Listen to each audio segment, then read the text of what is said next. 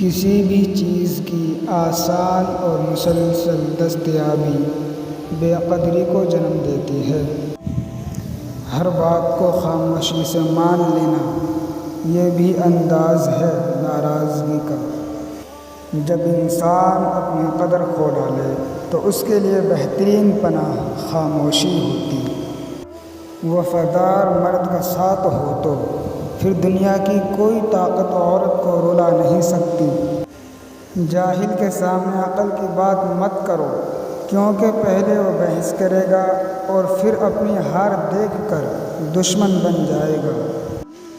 حالات اگر برے ہوں تو یقین رکھنا چاہیے، کیونکہ خدا جب کچھ لیتا ہے تو اس سے بڑھ کر نوازتا ہے۔